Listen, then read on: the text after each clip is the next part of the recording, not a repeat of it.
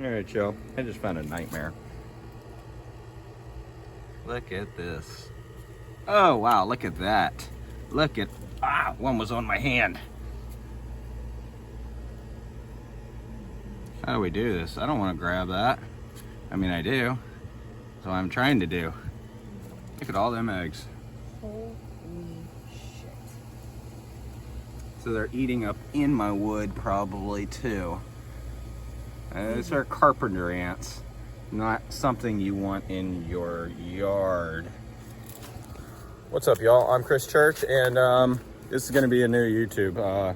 Actually out here dealing with one of the agama that I had to freeze. And we've started a experiment with Dermestid Beetles.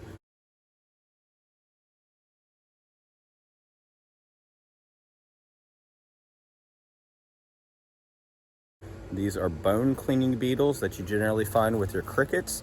They clean up substrate really well. They eat off little things like mites, other little, if you get maggots up in, like on dead cricket carcasses, they'll eat all that stuff. So they keep aquariums or breeding terrariums for insects really clean, but they also cause issues like eating your eggs, things like that in the same environment. So it's nothing pretty. I used an aquarium, one that's flat. That one fits on top, flat. It'll keep gnats and things like that. This has been out here for a month now. Bear with me. This is a little graphic, having a dead body. This was about cleaning the bones. It was an experiment. I've talked to a taxidermist down the road, and one guy said put it in the put the skull in an ant bed. Let me spit. Sorry, I have habits too. So one guy said put it in an ant bed. The guy that was with him in the same shop said do not do that. And one guy said boil it. So I've done research on these a little bit. Boiling, I guess, changes the color. Doing this seems to turn it pretty yellow. And there's no telling how like sun breakdown on the more fine bones. But the point is that Dermestid beetles will leave the skeletons intact and clean all the meat off of them, of the whatever it is. So I've wondered about this for a long time, and when Phoenix passed away is when I started saying, okay, let's do some tests on this. I don't want to waste this. He was a pretty badass bearded dragon, and while we're not going to invest in another bearded dragon, yeah, I'm pretty busy right now. We do want crocodile skinks. We do want some things, mainly frogs, because they're easier. And that reminds me, I need to get y'all a video. All right, so I had a bit of a storage issue on my phone. Anyway, let's get back to this. I was going to pull the skull out. I wanted y'all to be involved in seeing how well or how not so well it got cleaned up. Now, damn, my beetles are trying to fly out. All right, so I'm going to deal with this, and then I'll show you guys. And the reason I say that is, you know, it is pretty gruesome. You have everything intact, rib cage, everything's still intact. Now I could leave it here longer and let them keep cleaning it up. I don't have a huge number of these beetles. It looks like my worm population has come back up. But I want to keep all these. I do not want to lose my beetles. Anyway, it's just normal Dermestid beetles. Oh, there one flew away now. Anyway, these things you can never keep together. Put my lid back on top. Show you guys what I mean real quick. So my edges line up. It's secure. I'm not going to get rain's not getting in here like this, and nothing escapes and no gnats get inside, even your small gnats. And you don't want things like that getting in there either. Hopefully this wasn't too much for y'all. I mean, we all have animals die. Some of us, I guess, would like to keep skulls. And yeah, Dermestid Beetles. Dermestid. You see everything evaporating. This I want to put in the ground. I want to put it over there in the shade, and I want to put peninsula newts in it. Start those breeding so I can basically take those down there, kind of like my bluefin killifish. These little fish in here are all bluefin killifish. I don't really have to do much, and they survive the freezing temperatures when we have them. They also survive extreme heat because where I caught these, we had them originally in that pond. It drained down to the crack. I mean, this evaporates pretty quick, but it had it was low, but it had like freaking 30 of these fish in there surviving on basically nothing. So anyway, hopefully this wasn't too boring.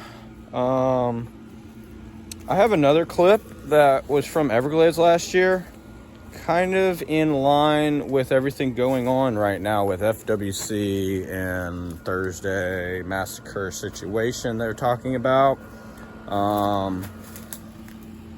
You catch these invasives, you've got an obligation to euthanize. Now, when these things are your pets, sorry about son, I just thought about that. When these things are your pets for more than 10 years, I mean, it's like they're like your kids. They do show emotion. They do show personality. You just got to adjust them to your lifestyle, tame them, and have trust. We'll see where all that goes. I mean, I've got views on it. I don't believe expressing my views would help anyone else. I mean, I had a prairie dog back in early 2000s. It was like 2003, I guess, ish. No, maybe it was like earlier than that. Either way. So there was a ban on prairie dogs because of the monkeypox situation back in early 2000s, and I kept my prairie dog. For 10 years, I kept my prairie dog.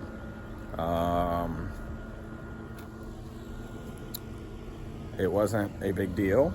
Nobody came knocking on my door. The prairie dog bit me the day I bought him and the day I moved into an apartment. Both stressful days. Other than that, never bit. And actually bit my roommate that day, but on the move. But I told him it was stressful, and he didn't want to listen. He still wanted to interact, but animals have their behaviors. If you don't understand their behaviors, you're going to have a reaction you don't like, a negative reaction, even the snakes. You want the snakes to recognize your arm no different than the branch in their environment. It is not food. It is not something they're going to sit there and try to eat on every fucking day. It's a little more in depth than that because obviously we have heat, we have our smells. You want to control those when you interact with some of these animals. I mean, it doesn't matter if it's a snake or it's a monitor. They have behaviors and they have personalities. Once they get comfortable with you, some of their those other behaviors vanish. I mean, you always have the rush of food. At first, they get the hint of the smell and anything's going to trigger them. There's the things you got to understand and be aware of. I mean, it's no different than a dog. Not much different than a dog. You sit there and interact with your dog every day, and you get 5 years later from a stray or a Humane Society rescue dog, you get the attitude you want. I say 5 years because it takes a little more time than having a 6-month-old puppy, or 6 weeks. 6 weeks, I think they're able. 8 weeks is when you get rid of them. My bad, not 6 months. With a puppy, right from the get-go, they start learning. You teach them, within that first year, they're listening and being obedient. Then when they're 2, 3, 4 years old, you can play tug-of-war with them, and they stop, like when you say, Like, they don't accidentally bite your fingers because they're idiots and hyper and excited. No, they've already been trained through all this. You don't play tug of war with their socks and shit because that behavior never changes. If I have the rat snake was a good example. I wanted the rat snake to recognize my hand, not as food, but as just another, like a branch in his environment. So I was trying to do hand feedings with the mice and stuff like that. I mean, I still kind of do that. I let the animals monitor, especially, let them see my hand before feeding him. I put my hand in there, let him make a decision on, does it want to bite me? Does he want to think about the situation rather than bursting across the enclosure and trying to eat the first thing that moves? No, you got to work around those things. Now, some of those habits don't change 100%, but you can definitely see an adjustment over the years with how it originally starts out. But anyway, I've ranted enough. I'm not going to give my full opinions on this situation. Marijuana would not be legal today if people gave in. It's been behind closed doors for many years, and in some cases there's a lot of us that believe that the laws on that are unjust.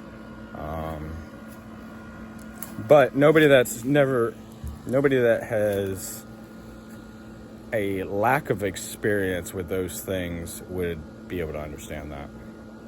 And I don't expect it. Anyway, you guys stay safe, be blessed. I appreciate you all. I appreciate y'all watching. Yeah, hopefully we'll be able to pick it up soon. This is one of my better days. I had VTO 3 times this week, so I should be feeling good today.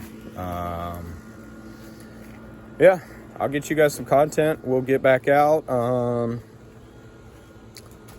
And yeah, we'll hopefully make this year a little better. Might be bigger vacations and less, or bigger trips and less trips, but not huge trips. So we'll see where we get, guys. Thanks. Like, subscribe, and I'll see y'all later. Like I said, this is pretty graphic. There's Phoenix. He's been in my freezer for the past year or so. His last look, bright freaking orange. Poor guy. He was one of the most personable lizards I've ever owned. Even though I owned him for such a short time. It's most unfortunate. Many lessons learned.